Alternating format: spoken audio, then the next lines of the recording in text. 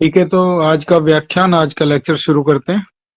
आप सभी लोग चैट बॉक्स के माध्यम से अपने प्रश्न पूछ सकते हैं और लास्ट में आप लोगों को अनम्यूट करेंगे, जिससे आपके कोई क्वेश्चन है तो आप उससे पूछ भी सकें।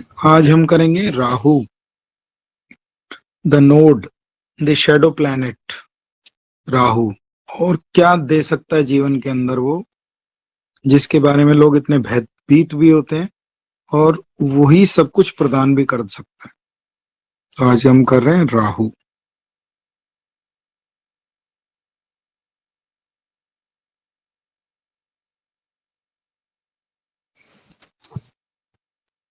पहला उसमें आता है छत्र,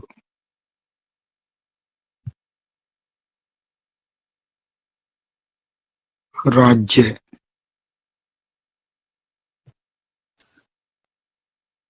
संग्रह,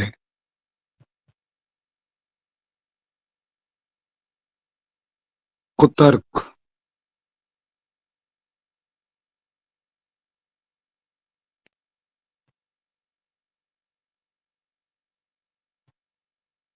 मर्म, खेदी, वाक्य।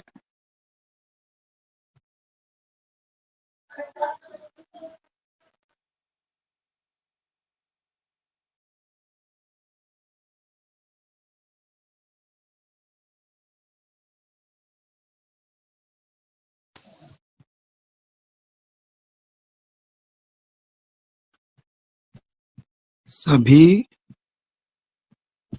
प्रकार से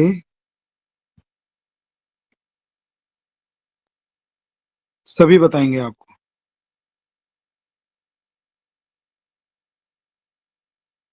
सुसज्जित वाहन,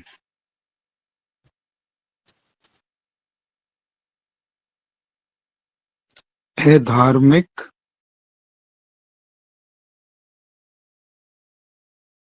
मनुष्य,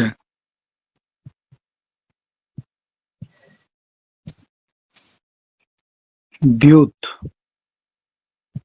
जुआ,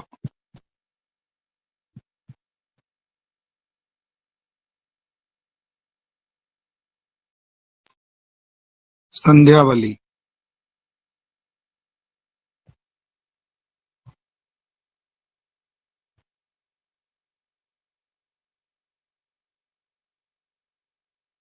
अन्य देश को जाना,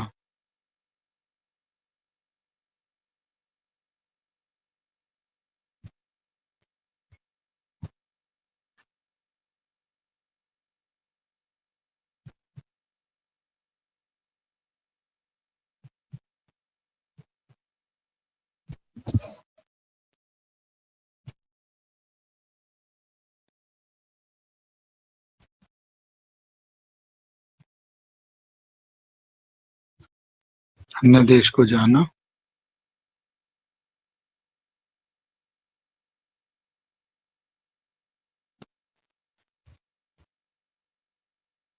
इसके उपरांत है गंध,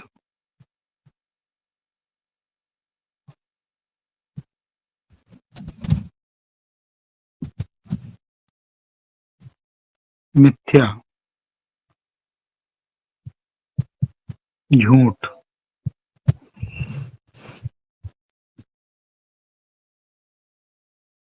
भ्रम,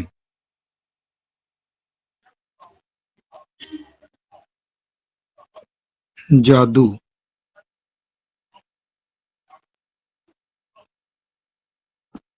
दक्षिणाभिमुख,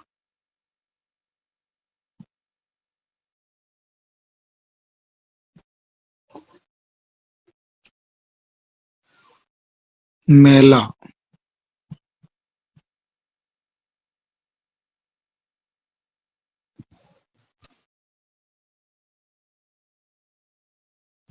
पर्वत,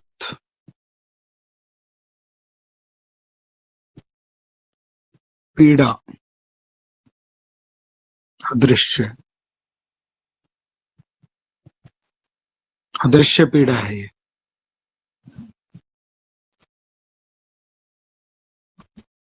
वायु,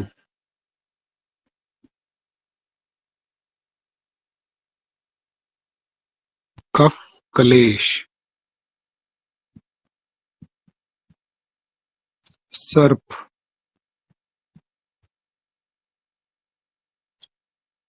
रात्रि की हवा। Black magic.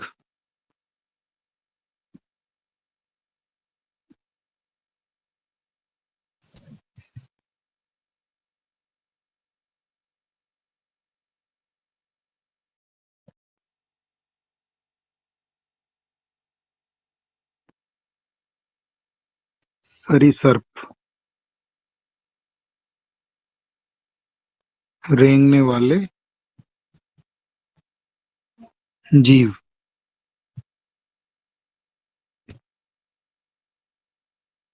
दादा नाना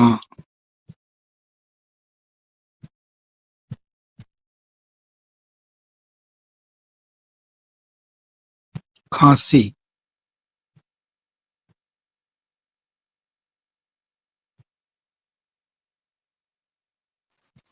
वन दुर्गा पूजा।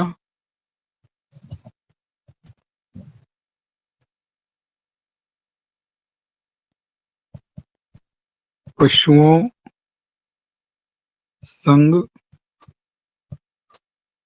व्यभिचार।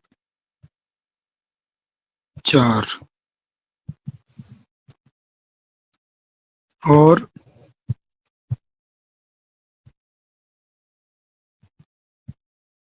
राहु काल सर्प काल योग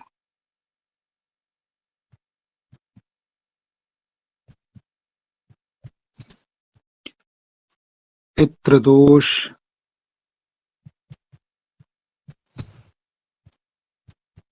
भोग उपभोग।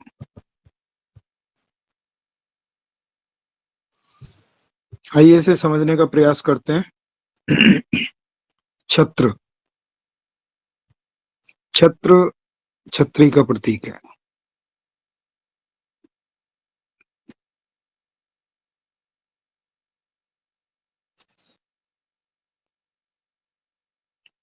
अर्थात जो किसी व्यक्ति के ऊपर लगाई जाती है। उससे क्या प्राप्ति होती है?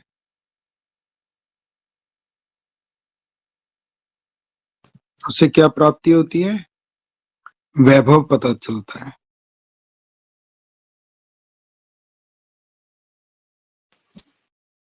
कि कितना बड़ा व्यक्ति है। और ये एक प्रकार की सुरक्षा भी है।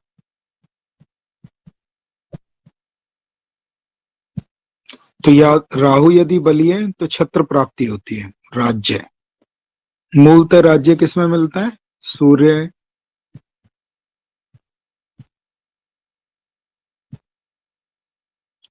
बृहस्पति, शुक्र,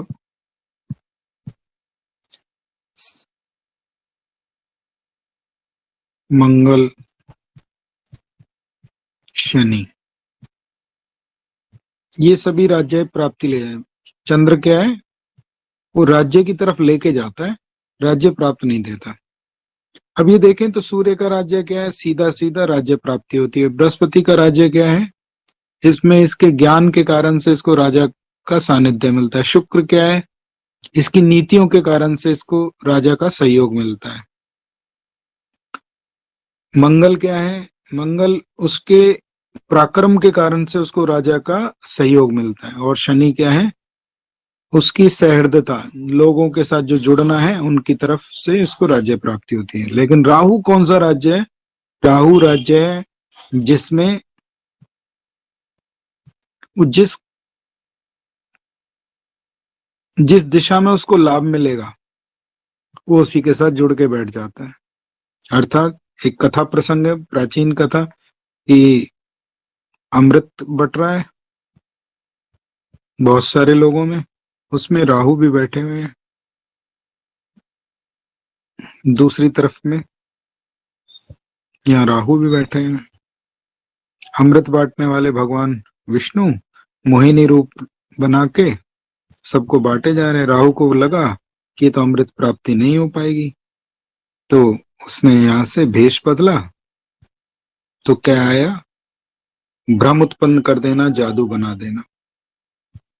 तो यहां से उसने क्या किया? अपना भेष बदला, अपना रूप बदला और इनमें जाके बैठ गया और अमृत प्राप्त कर लिया। वो एक अन्य कथा है उसी के साथ साथ कि उसमें सुदर्शन चक्र के द्वारा उसको काट दिया गया और एक बन गए राहु और एक बन गए केतु। लेकिन अमृत प्राप्ति तो कर ली। तो इसका मतलब है जिस दिशा में लाभ मिल रहा है, तो ये अपने आप में राजनीति का भी सूचक है। आज के संदर्भ में कहें तो जो बहुत एक है राज्य नीति,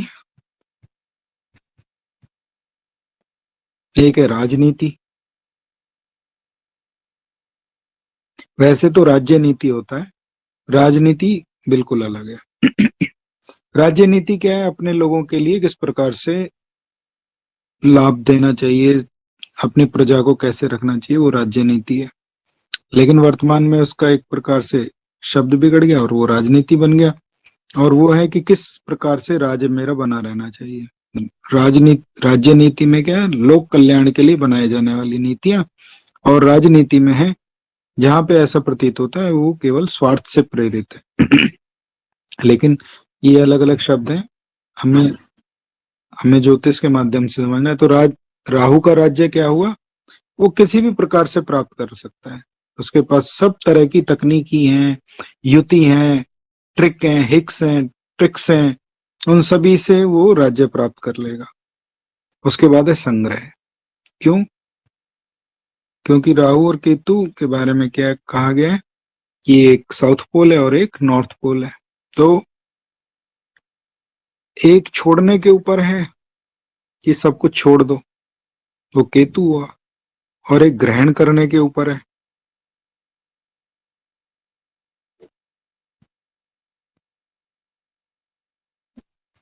तो जो ग्रहण करेगा वो राहु और जो छोड़ देगा वो केतु। ठीक है ना?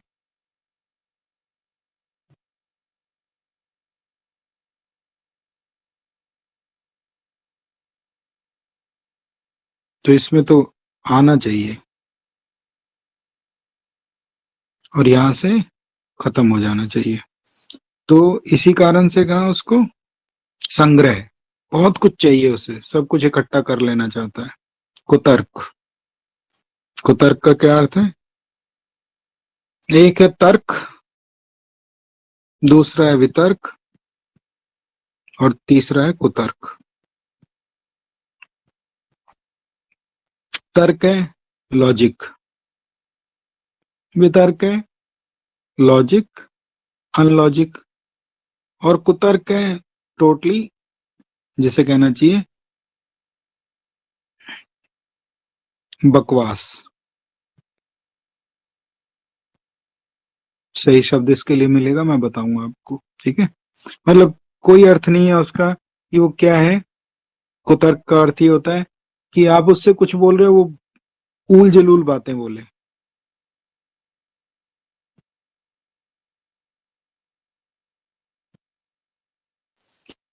आप उससे बहुत ही मान सम्मान से बात कर रहे हो और जिनका कोई अर्थ नहीं है, जिनका कोई लॉजिक नहीं है, वो उनके साथ वो करें। मर्म छेदी वाक्य, अर्थात ऐसे वाक्य जो मुंह से बोले जाएं और व्यक्ति को चुभ जाए।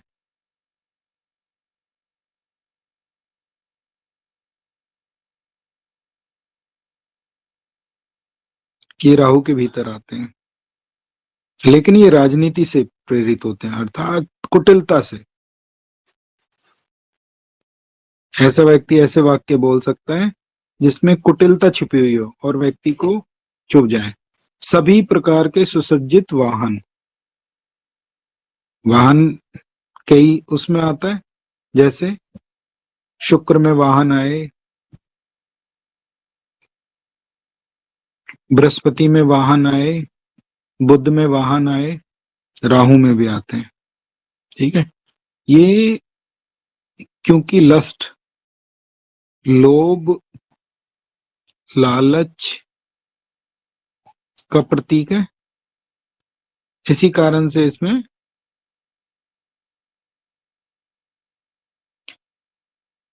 जो जिनके द्वारा ये पता चले, ऐसा प्रतीत हो कि मेरा जीवन बहुत वैभवशाली है, उस प्रकार का वाहन इसी के भीतर आता है।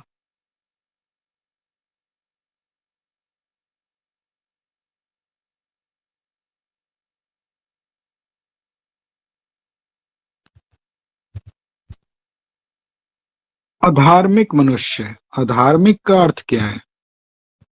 धर्म क्या है? क्या करें, क्या नहीं, अर्थात नियम। लेकिन राहु तो अधार्मिक है। अधार्मिक का अर्थ यहाँ नहीं है कि पूजा पाठ नहीं करता, अधार्मिक मतलब है जो नियम न माने। इसीलिए कई बार कहा जाता है ना कि सप्तम स्थान में राहु हो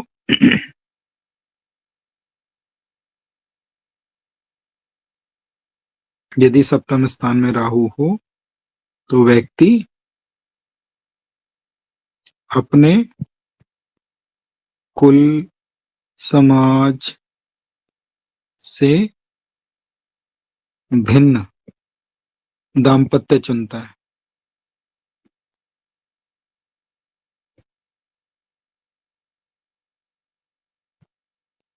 क्यों?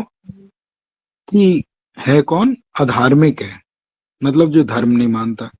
मान लीजिए परिवार में परिपाठी चल रही हो कि एक अध्यापक है, तो उनको ये चाहिए कि मेरा जीवन साथी भी अध्यापक ही हो, लेकिन सप्तम स्थान में राहु हो तो अध्यापक नहीं मिलेगा उसको, और कोई अन्य किसी कार्य में लगा हुआ व्यक्ति मिलेगा। मान लीजिए एक व्यक्ति व्यापार में जुड़ा हुआ है और वो चाहता है कि मेरे साथ जो जीवन साथी आए वो भी व्यापारी हो, लेकिन उसे पता लगा कि उसको नौकरी से संबंधित मिल जाए। एक व्यक्ति मान लीजिए किसी वर्ण विशेष से है, कार्य विशेष से है, गोत्र विशेष से है, तो गोत्र से तो नहीं कहना चाहिए इसके भीतर, क्योंकि गोत्र में तो जो पद्धति है, भारतीय पद्धति, वो कहते हैं कि सगोत्रीय विवाह नहीं होना चाहिए, किंतु फिर भी अर्थात ये क्या है कि हमसे भिन्न है, मतलब जो हमें उससे बिल्कुल भिन्न ही लेके आएगा। अब इसमें ये मत सोच लेना पुरुष है तो महिला है, महिला है तो पुरुष है, वो तो भिन्न होंगे ही, जब तो समाज आगे बढ़ेगा। अर्थात इसके अंदर अधर्म छुपा हुआ है। अब अधर्म का अलग अलग स्थानों पे अलग अलग उत्तर निकालना चाहिए। जैसे लग्न में है तो जो परंपराएं चल रही होंगी उन्हें नहीं मानेगा। दूसरे स्थान में है तो ये क्या है? क्रय विक्रय, सेल परचेज, कुटुंब, बोली। यदि इस स्थान में है तो शास्त्र क्या कह रहा है? स्वच्छ खाइए, नियमित रहिए, अच्छा बोलिए, क्रय विक्रय में जो है किसी प्रकार की वो मत कीजिए, छल मत कीजिए। यहाँ है तो ऐसा व्यक्ति ये सब कर सकता है। तीसरे स्थान में है तो क्या है कि जो भाई बहन है उनके स्वभावों में देखने को मिलेगा। या ये क्या है, ये हमारा क्या तीसरा स्थान जो होता है वो है हमारा धैर्य और साहस। यदि तीसरे स्थान में धैर्य किस लिए होना चाहिए? सकारात्मक चीजों के लिए, पॉजिटिव चीजों के लिए।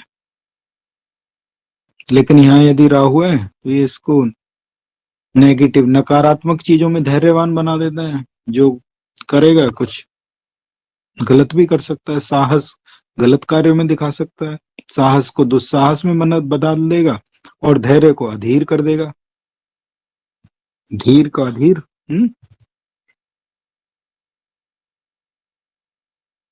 इसके बाद आया द्यूत क्रिया, जुआ। राहु क्या है? रिस्क टेकर है।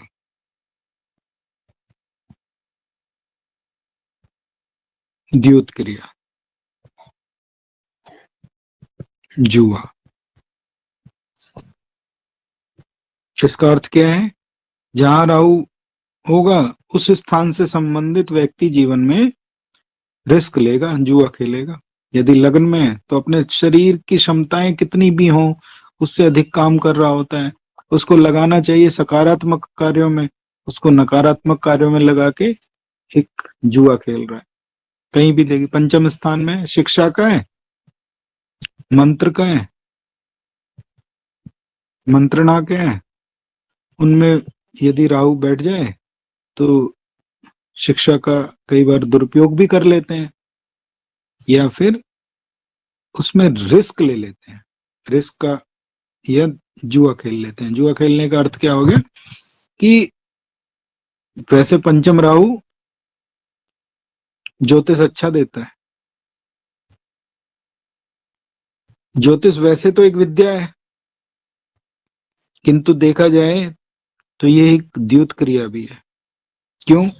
मेरा आचार्य ऐसा कहते हैं कि एक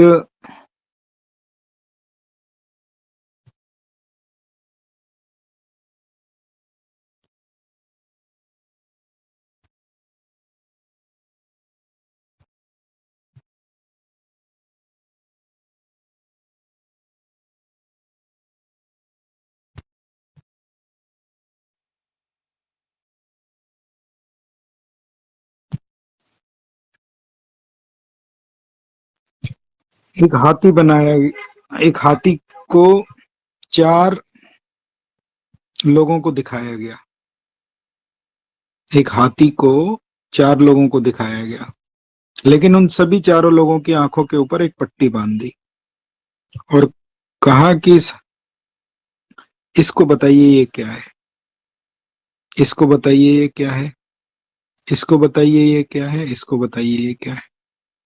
तो जिसने इसे देखा उसने कहा ये बहुत बड़ा एक अनाज साफ करने वाला छाछ है, मतलब जो एक पहले समय में आता था। जिसने सूंड को देखा उसने कहा ये बहुत बड़ा पाइप है, जिसने पांव को देखा उसने कहा ये खंबा है, जिसने पूंछ को देखा उसने कहा ये रस्सी है। तो क्या ये सब गलत थे? ना, ये कोई भी गलत नहीं था, सब ठीक थे, किंतु इन्होंने किसी ने भी इसको गज हाथी नहीं बोला। क्यों?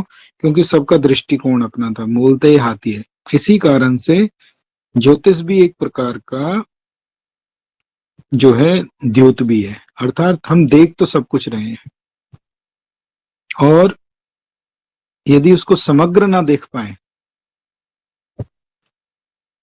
तो वो कहीं ना कहीं आपकी अधूरी भविष्यवाणियों की तरफ या भविष्य कथन की तरफ ले जा सकता है। इसीलिए पंचम राहु द्यूत करवाता और एक बहुत अच्छा ज्योतिषी बनाता था। ऐसे व्यक्ति की वाणी अपने आप में कभी कभी सिद्ध हो जाती है। संध्या बलि, शाम को संध्या को ये बलि हो जाता है। जैसे मैंने बताया, राहु यदि जन्म पत्रिका के अंदर अच्छी राशियों में है, वृषभ में, मिथुन में, इनमें तो बहुत ही अच्छे परिणाम देता है, कन्या में इसमें भी अच्छे परिणाम देता है।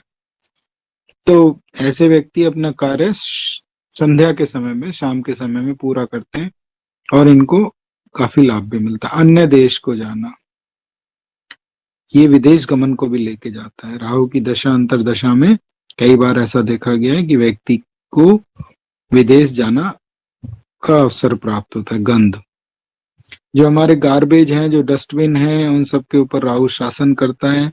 इसी कारण से रिसाइकल, दोबारा से पुनः चक्रित जो वस्तुएं हैं उनको भी राहु बनाता है। रिसाइकल जिसे बोलते हैं, मिथ्या, झूठ। राहु के बारे में जैसे भी कथा प्रसंग आया था कि यहाँ से उठे और यहाँ जाके बैठ गए, तो जो दिख रहा है वो है नहीं और जो है वो दिखेगा नहीं, तो इसका अर्थ हुआ मिथ्या भाषण, झूठा, झूठी बात कह देना। उसके बाद आया भ्रम। राहु लग्न में बैठा हो तो भ्रम उत्पन्न कर सकता है। तीसरे स्थान में भी कई बार भ्रम दे देता है, और 5वें स्थान में भी भ्रम भी देता है और एक तीक्ष्ण बुद्धि भी देता है। इसी कारण से राहु दशा के भीतर या अंतरदशा के भीतर कभी कभी लोग ये देखते हैं कि जो उन्होंने जांच कराई उस जांच के परिणाम वैसे नहीं निकल के आए जैसे वो चाह रहे थे या जैसे उनको आशा थी। दक्षिणाभिमुख साउथ, जैसे बताया, जादू भी इसी के भीतर है, मैस्मरिज्म कर देना। दक्षिणाभिमुख राहु के बारे में, जैसे हर ग्रह के बारे में आ रहा था, पूर्व पश्चिम उत्तर दक्षिण, राहु दक्षिण भिमुख है, दक्षिण का द्वार है। मेला, मेला नहीं है, मेला, मेला अर्थात मलिन वस्त्र राहु के भीतर आते हैं। पर्वत, ऐसे पर्वत, सूखे ड्राई पर्वत। पीड़ा, ऐसी पीड़ा जो दिखाई ना दे लेकिन पीड़ा बनी हुई है, दुख दर्द बना हुआ है लेकिन वो दिखाई ना दे। वायु और कफ का कलेश, अर्थात जो खांसी है वो सारी की सारी राहु के भीतर देखनी चाहिए। मूलतः वैसे तो बृहस्पति और चंद्र मिल के भी खांसी देते हैं, या शनि, बृहस्पति और चंद्र आपस में मिल जाते हैं तो और भी ज्यादा दे सकते हैं प्लैग्मेटिक प्रॉब्लम। सर्प, जो डंक मारने वाले हैं, जहरीले। अभी जैसे हमने एक पिछले एक चार्ट में देखा था, एक कुंडली के भीतर देखा था, 7वें स्थान में हमने देखे थे कि 2 ग्रह थे, तो उनसे पूछा गया था कि क्या कोई इनको ऐसा कोई पॉइजनस चीज तो इनके साथ जीवन में, जहरीली चीज तो इनके साथ जीवन में नहीं हुई इनके जीवन साथी के साथ। तो पता चला था कि हाँ, कि उनका जो किसी समय पे जब उनका कोई दुर्घटना हुई थी उसमें यही नहीं पता चल पाया कि उनको हुआ क्या था, और ऐसा लगता है कि वो विषाक्त वस्तु थी, जहरीली वस्तु थी। उसके उपरांत आया रात्रि की हवा। अब इसके 2 अर्थ निकाले जा सकते हैं। रात्रि की हवा अपने आप में बहुत ही भय भयभीत करने वाली होती है। उसका कारण क्या है? ये नेगेटिव एनर्जी का सूचक है। ठीक है, तो रात में कहते हैं ना कि रात में अपने आप को सुरक्षा करके चलें।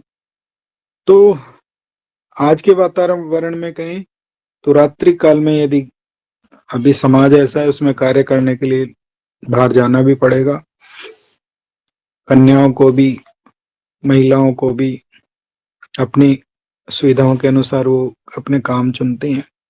लेकिन यदि राहु जन्म पत्रिका के अंदर पीड़ित है तो उन्हें अपनी सुरक्षा का थोड़ा ज्यादा ध्यान रखना चाहिए। इसलिए जन्म पत्रिका या एस्ट्रोलॉजी, ज्योतिष हमें ये भी संकेत देता है कि हमें अपने जीवन को किस प्रकार से सुरक्षित और आगे बढ़ाने के लिए चलना चाहिए, उसमें क्या हमें सावधानियां रखनी पड़ेंगी।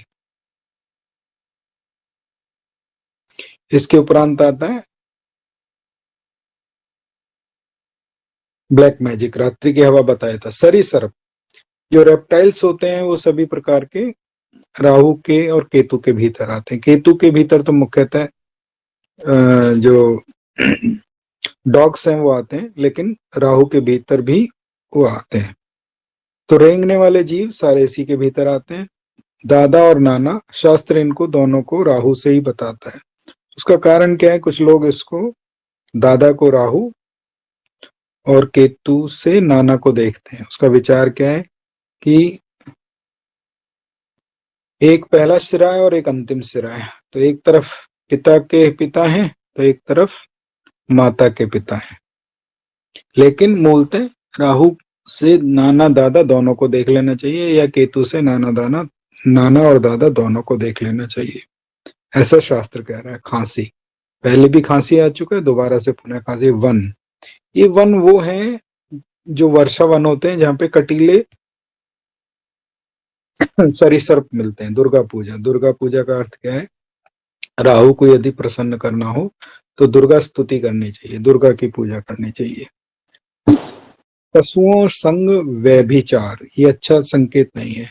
यदि राहु पीड़ित अवस्था में हो तो ऐसा व्यक्ति 2 चीजें देखी गई है कि वो पशुओं संग भी व्यभिचार कर सकता है। उसकी मानसिक कुवृत्ति इतनी हो जाती है वो पशुओं संग भी गमन कर सकता है।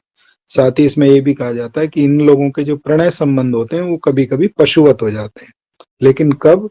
जब इसका मुख्य रूप से संबंध शुक्र सप्तम और पीड़ित अवस्था में बने, तब ये समझना चाहिए, अन्यथा गलत परिप्रेक्ष्य में इसके उत्तर नहीं निकालने चाहिए। इसके बाद आता है राहु काल। राहु का ही अपना एक काल है, जैसे कि हर ग्रह के कालखंड बताए गए हैं, जिनको हम होरा कहते हैं। होरा क्या होती है?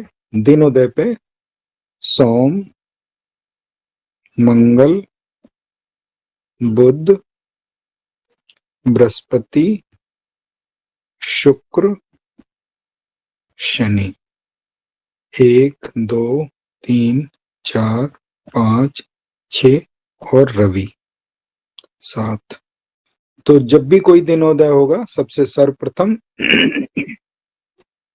उसी की होरा प्रारंभ होती है। मान लीजिए आज का दिन हमारे पास, आज हम जो व्याख्यान कर रहे हैं, तो आज का दिन है मंगलवार। तो सबसे पहले सूर्योदय के साथ, और दिल्ली में इस समय सूर्योदय हो रहे हैं कितने बजे? लगभग 7:45 पे प्रातः। ठीक है, तो सबसे पहला जो लगभग 1 घंटे का समय रहेगा, वो किसका रहेगा? सोम का, अर्थात चंद्र का। फिर उसके बाद उससे दो पीछे, सोम से मंगल से पीछे सोम, और सोम से पीछे रवि, 1 2 पीछे।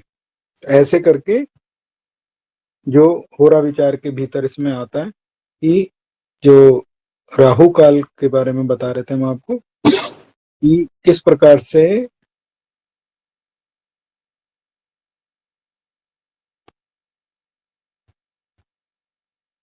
से राहु काम करता है। तो सात सात ग्रहों को, सबसे पहली होरा होती है वारपति की, और उससे जो अगली होरा होगी, अर्थात जो पहला घंटा होगा वो होगा वारपति का, दूसरा घंटा होगा उससे दो पीछे, अर्थात मंगल से पीछे सोम, और फिर आए हमारे रवि। तो दूसरी होरा होगी किसकी? रवि की। रवि के बाद फिर किसकी होगी? उसके उपरांत होगी दो पीछे, रवि 1 शनि 2, तो उसके बाद होगी शुक्र की। तो पूरे दिन में भी मुहूर्त चल रहे होते हैं, इसी को होरा कहा गया है। तो अब यहां देखें तो सारे ग्रहों को तो एक मुहूर्त मिल जाएगा, किंतु किसे नहीं मिलेगा? राहु और केतु को। तो उनकी होरा कौन सी होती है? वही होती है राहु काल, जो कि इन घंटों के बीच में ही आएगी। अर्थात जब ये घंटे चल रहे होंगे, इन्हीं के बीच में राहु काल आएगा। मूलतः यही घंटे चल रहे होंगे, लेकिन उस समय इनका जो समय होता है वो बलवान हो जाता है, और उसी को कहा गया है राहु काल।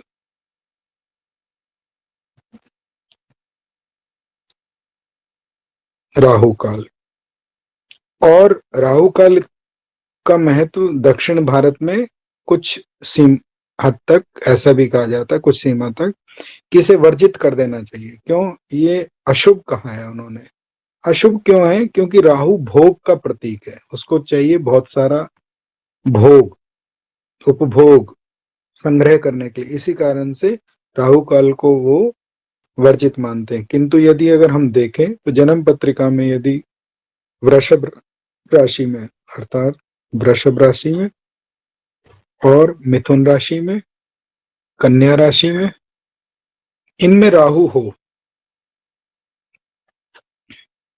तो आप राहु काल का कभी अपने जीवन में ये देखिए कि क्या वो आपके लिए लाभ लेके आ रहा है या हानि लेके आ रहा है। ये शोध का विषय है। तो आपको पता चले यदि लाभ लेके आ रहा है तो राहु काल का प्रयोग भी कर लेना चाहिए। मूलतः राहु काल मुहूर्त में वर्जित कहा जाता है, लेकिन उसके पीछे अर्थ क्या है? क्योंकि ये भोग का कारक है। इसके उपरांत बना हमारा सर्पकाल योग। सर्पकाल योग क्या है? जब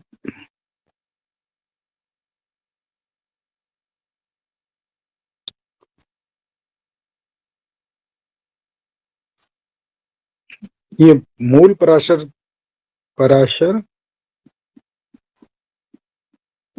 ग्रंथ में सर्पकाल योग का नहीं है, पूर्व पराशर में जब ज्योतिष में और नई नई चीजों के बारे में खोजा गया, तब ये सर्पकाल योग के बारे में संकेत आता है। उसका कारण क्या है कि जन्म पत्रिका में प्रथम भाव, सप्तम भाव, चतुर्थ भाव और दशम भाव ये बहुत ही महत्वपूर्ण है, और साथ ही साथ कौन सी, मीन राशि और कन्या राशि, ये भी बहुत महत्वपूर्ण है। इसी के साथ साथ राशियां भी ले लें, मेष, तुला, कर्क और मकर, और कन्या और मीन, 6, 12। तो यदि इन भावों में सर्पकाल योग बनता है तो ये सबसे ज्यादा जीवन के अंदर आपदाएं, संकट आदि लेके आ सकता है, लेकिन साथ ही साथ यदि ये उन्नत प्रकार से बनाओ तो जीवन में बहुत बड़ा एक योगदान भी प्रदान करते हैं जीवन में आगे बढ़ने के लिए। इसी प्रकार से इन राशियों के भीतर या इन भावों के भीतर इसमें भी मुख्य क्या प्रचलित है, राहु,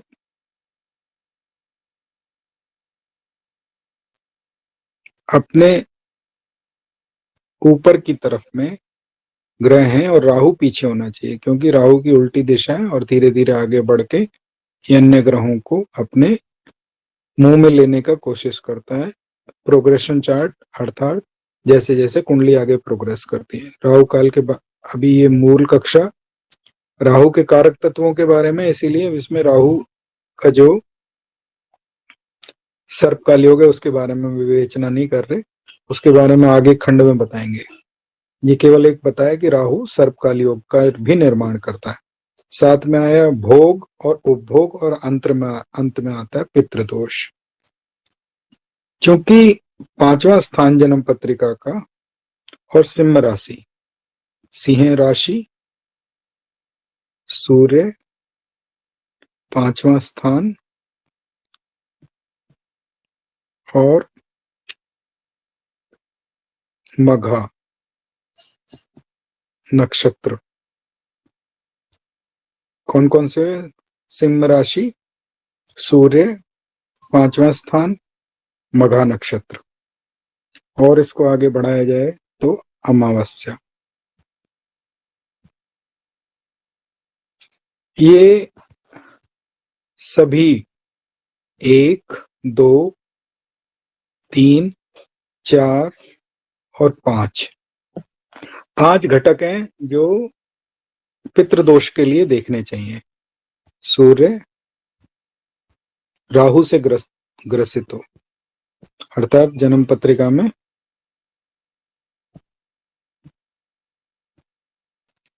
सूर्य राहु एकत्रित हो, किसी भी स्थान पे हो सकते हैं। दूसरा,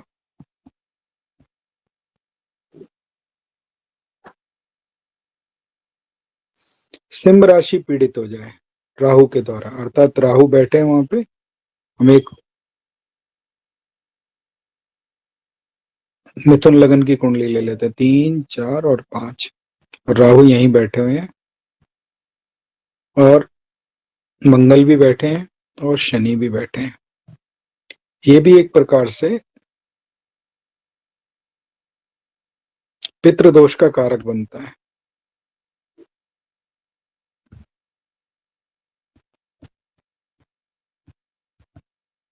तीसरा,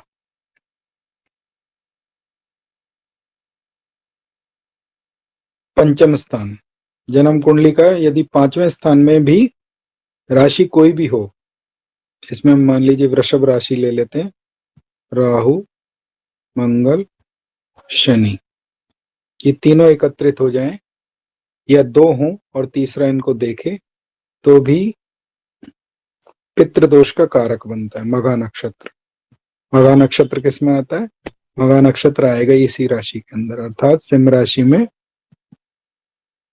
मघा नक्षत्र आता है। इसीलिए कहा गया कि मघा नक्षत्र के कारण से भी जब सिंह राशि पीड़ित है, और सिंह राशि के 13 अंश और 20 कला तक यदि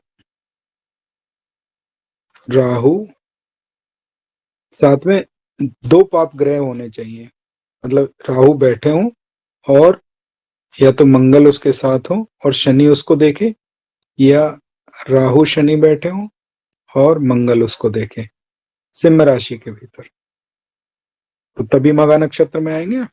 तभी इसीलिए वो भी पितृदोष का कारक बनता है। और अमावस्या, अमावस्या तो वैसे भी बताया था, जब सूर्य चंद्रमा इकट्ठे हो जाएंगे तो अमावस्या दोष बनेगा, तो ये भी एक प्रकार से पितृदोष का कारक बनता है। तो आज के व्याख्यान में अभी तक हमने क्या क्या देखा? सर्पकाल योग और पितृदोष। इस प्रकार से राहु के भीतर छत्र, राज्य, संग्रह, कुतर्क, चुभने वाले वाक्य, सुसज्जित वाहन, अधार्मिक मनुष्य और द्युत क्रिया, जुआ, संध्या बलि,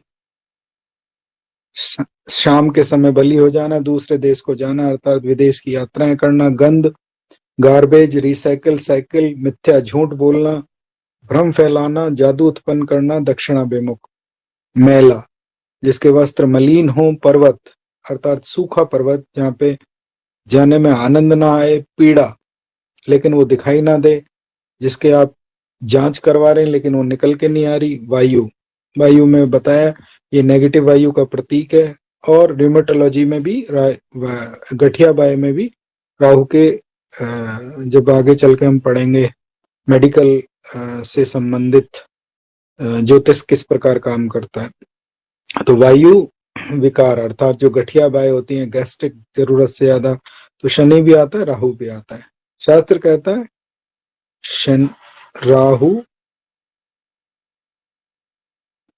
शनि व्रत और केतु कुंज व्रत,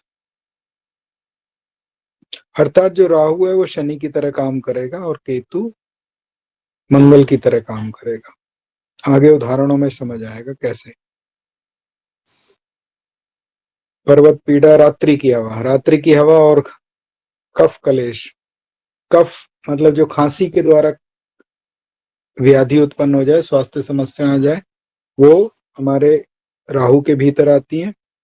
और सर्प जो काटने वाले विषैले जीव हैं वो राहु के भीतर आते हैं। रात्रि की हवा अर्थात negative energy, black magic Rahu के भीतर आएगा।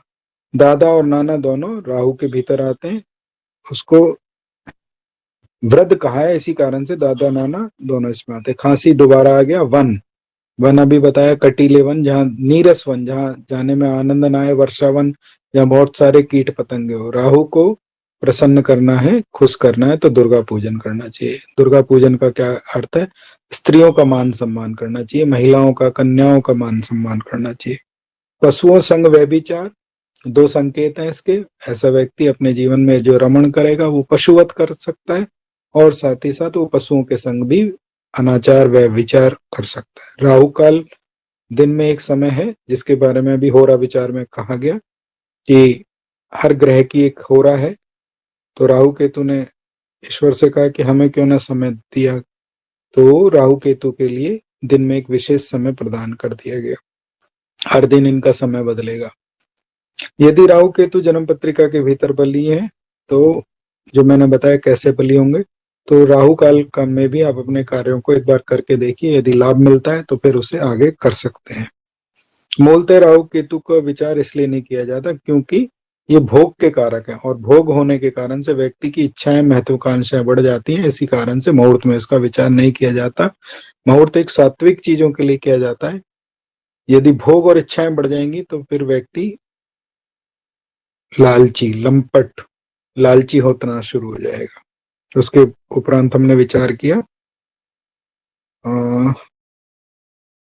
सर्पकाल योग का भी छोटा एक उदाहरण दिया, पूरे तरीके से इसको समझाना पड़ेगा।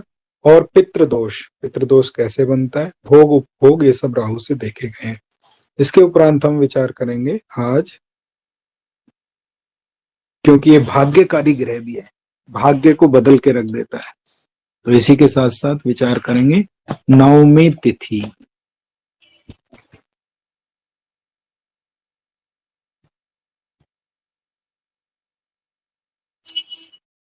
नवमी तिथि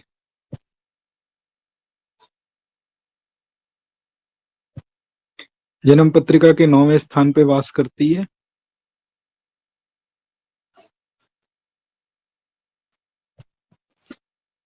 ये कौन है इसकी? दुर्गा।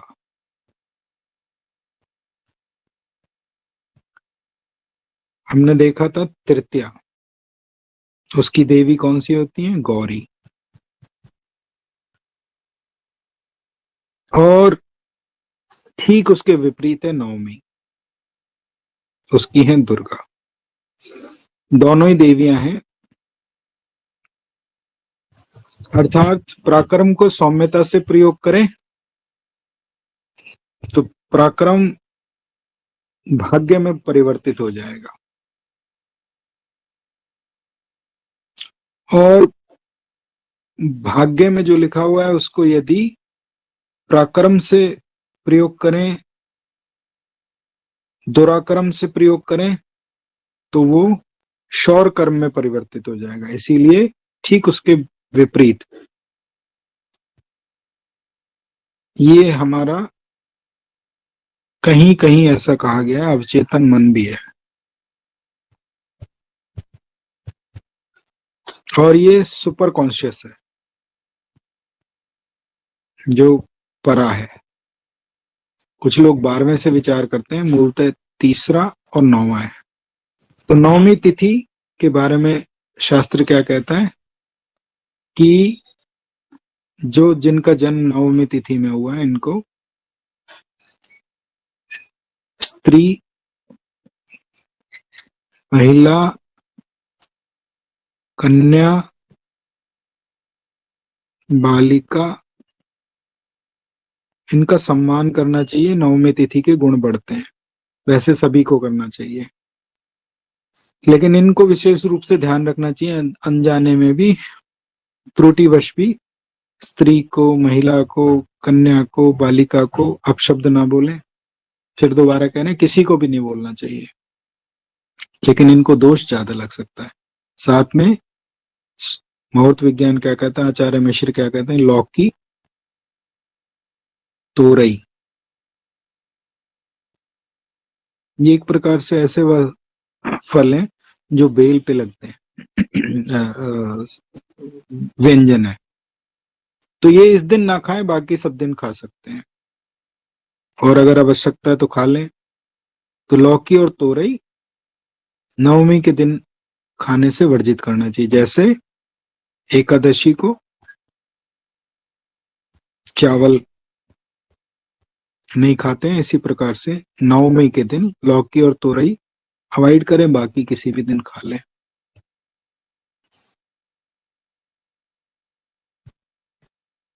तो आज के व्याख्यान में संक्षेप में दोबारा से देख लेते हैं कि हमने क्या क्या विचार किया, और फिर उसके बाद आपके प्रश्नों को लेंगे।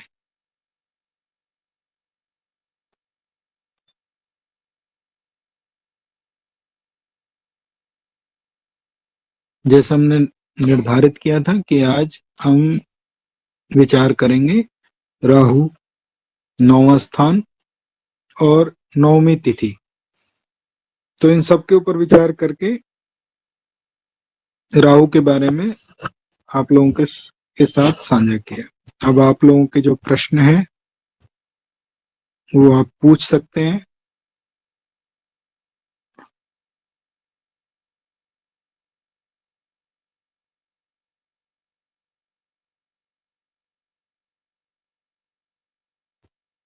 बताइए।